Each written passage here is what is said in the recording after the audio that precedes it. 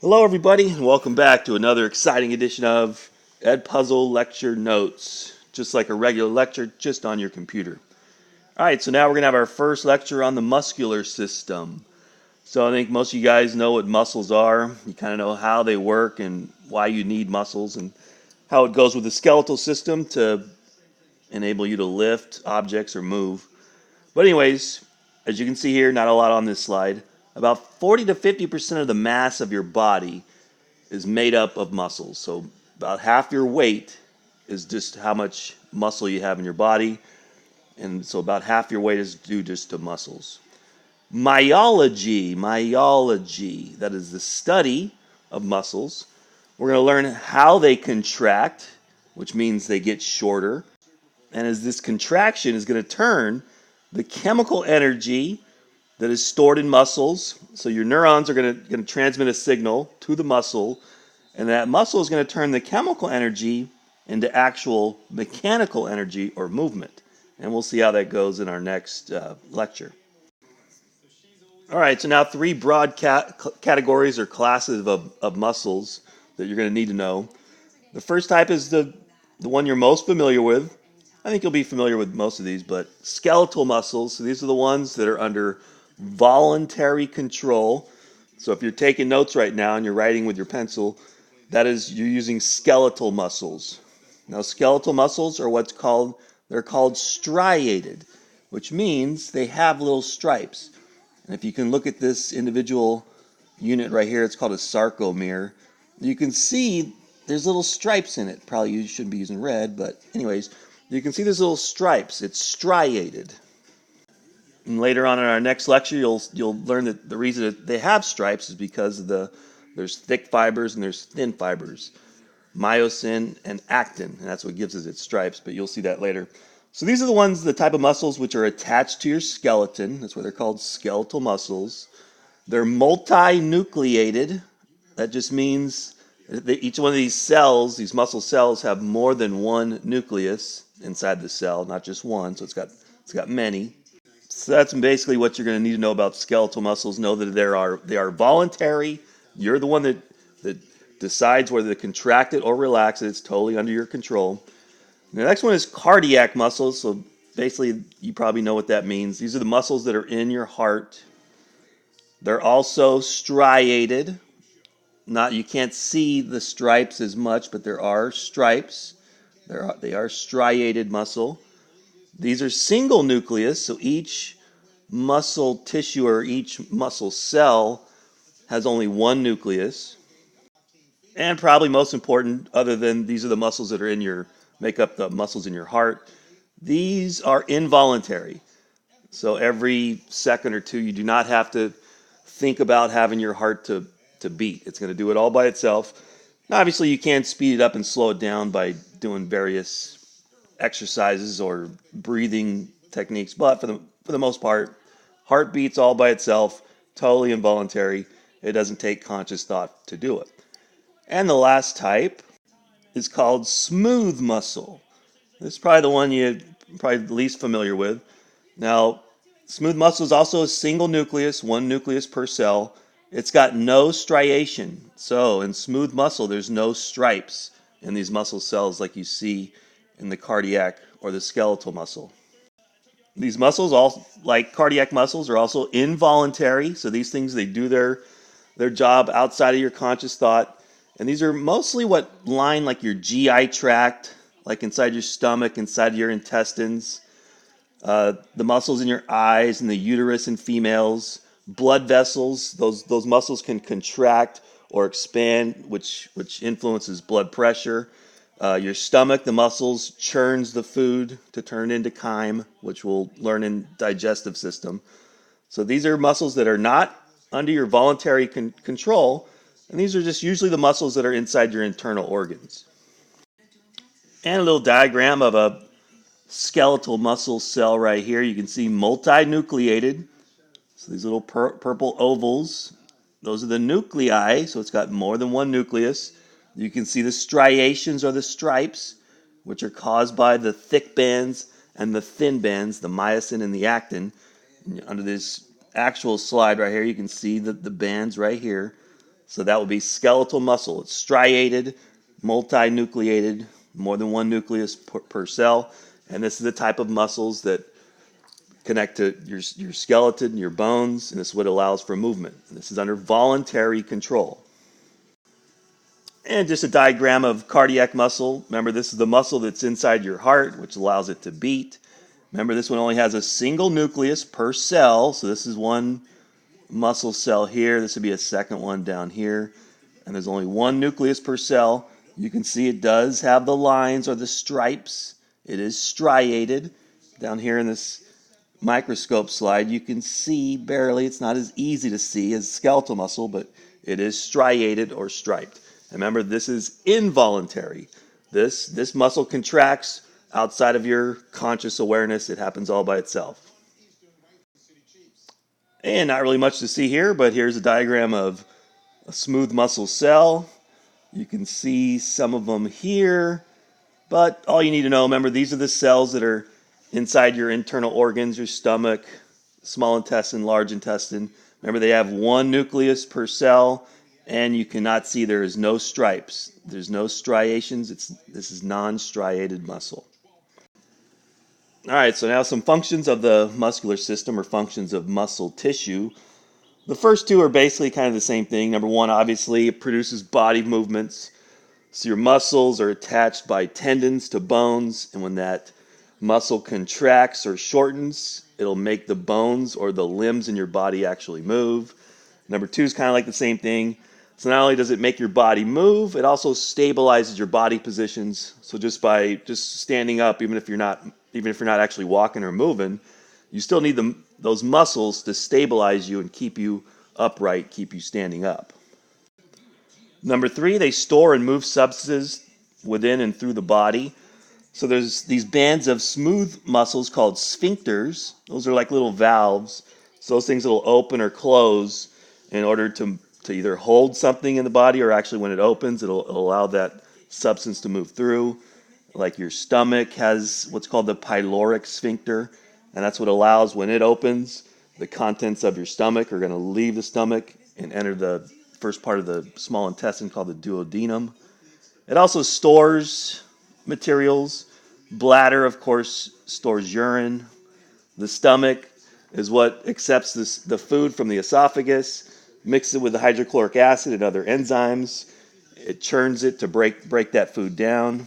Muscles are also used to move things like blood around the body. Remember, first the heart, the cardiac muscles need to pump to get that blood going through the arteries. And remember, the arteries and veins themselves are made of smooth muscles, which can contract, which would raise the blood pressure, or it can expand or relax, which allows more blood to flow through the vessels. And last, one thing that your body needs to maintain homeostasis. So body temperature, humans like body temperature around 98.6 degrees Fahrenheit or around 37 degrees Celsius. And it's mostly the skeletal muscles that produce heat.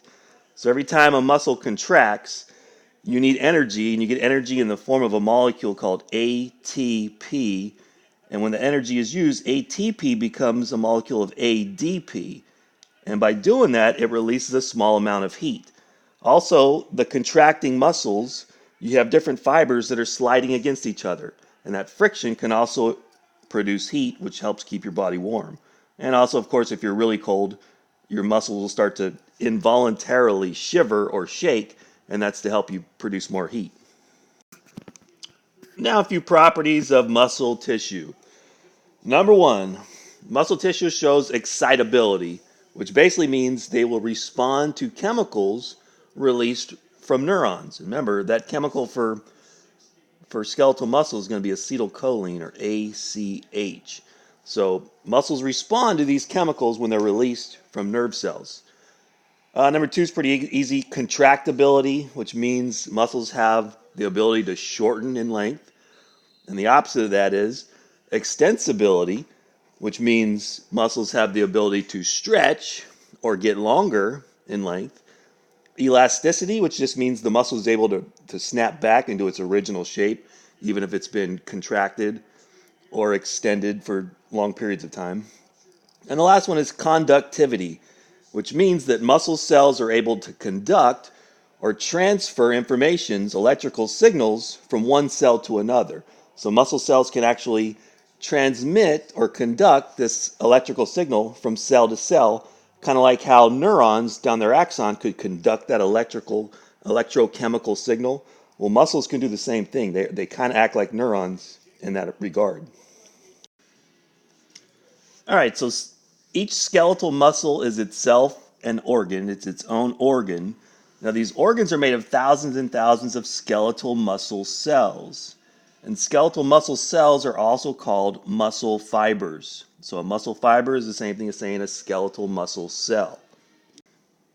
Now, these muscles and muscle fibers, it's not just made of strictly muscle cells. It's also made a lot of connective tissues. And one type of connective tissue, just a broad term, is called fascia. Fascia is it's made of dense, irregular connective tissue. I don't believe you'll need to know that. You'll need to know it is a type of connective tissue. That's what CT stands for. And it looks like kind of like a sheet or a band. So it's kind of like a skin or a membrane that surrounds different organs in the body. It allows for free movement of the muscle tissue, the muscle cells. It also carries the nerves, which bring the information which causes the muscles to contract or relax. It contains the blood vessels, which bring nutrients that muscles need. It also gets rid of waste that muscles don't need, like carbon dioxide. And also the lymphatic vessels, lymph, which is in your immune system, those are also carried through the fascia or the connective tissue. All right, so now that we know that muscles are made up of muscle tissue, muscle cells, and also some connective tissue, fascia, well, here's 3 different types of connective tissue, and this is going to be going from superficial to deep. So this is kind of like the 3 layers of the serous membranes. Remember the peritoneum or the pericardium? Well, here's 3 more terms. So the most superficial, this would be closest to the skin, is called the epimysium. Epimysium, there's going to be pictures on the next slide, but this is what surrounds the entire muscle. So it's kind of like a membrane of connective tissue, a skin. It's not cells like skin is, but you can kind of think of it like a skin that surrounds the entire muscle. Now going deeper, now we're going inside that muscle. It's called the perimysium. So that's like the middle layer. So it's deep of the epimysium, and it's going to be superficial of the last one, the endomysium. And this is what's going to surround these bundles or fascicles within the muscles. And these fascicles are just bundles of nerve cells, muscle cells. So you get, anywhere 10, 100, just a bundle of nerve cells that makes up a fascicle. And those nerve cells are enclosed within a sheath called the perimysium. Now, below that, or deep to the perimysium, is the endomysium. Endomysium. And that is like a skin or a sheath of connective tissue that separates each individual muscle cell. It's kind of hard to see what I'm talking about, but on the next slide with a picture, hopefully it'll make it a little bit easier to understand. Now here we have a muscle diagram of the internal anatomy of a muscle itself. So you can see here it is connected to the bone by a tendon. Remember, tendons connect muscle to bone, where ligaments are going to connect bone to bone. And now the different layers of connective tissue. You can see here's the epimysium. So that is what's going to cover the entire muscle itself. So that's going to cover the entire external surface of the muscle. So that's the most superficial, closest to the surface. Next you have the perimysium. Now the perimysium is going to be located deep to the epimysium. So remember, these are the fascicles. So this right here, that's a fascicle, and it is surrounded by the connective tissue called the perimysium. Here's another one. Remember the fascicles? Those are bundles of muscle cells. So each one of these circles inside the larger red circles, those are the individual muscle cells. So these in red, that would be the perimysium, which surrounds the bundles of muscle cells called fascicles. So the perimysium surrounds the fascicles. And now the most deep So now this is going to be each one of these individual muscle cells inside the fascicle. Those are going to be surrounded by connective tissue called the endomysium. So each one of these muscle cells or muscle fibers is surrounded by the connective tissue called the endomysium.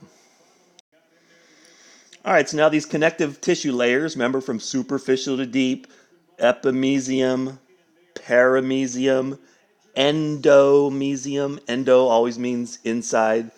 So all those three layers, they come together past the muscle, and that's what's going to form the tendon to attach that muscle to the bone.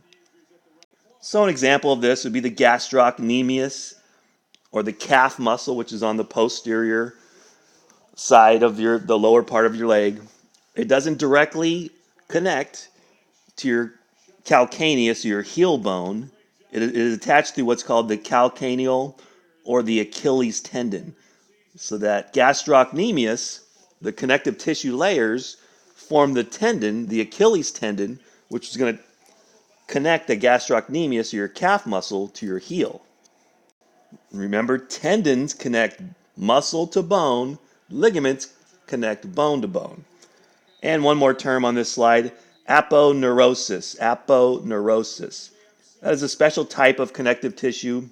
It is a flattened, broad layer. It's kind of like a sheet of tendon. The abdomen is a good example of this, the aponeurosis of the abdomen. It's a very large area that is all just connective tissue, and you're going to see that on the next slide. All right, so on the previous slide, we heard about aponeurosis, a sheet-like band of connective tissue of tendon. You can see it right here. This is the dorsal surface of the hand.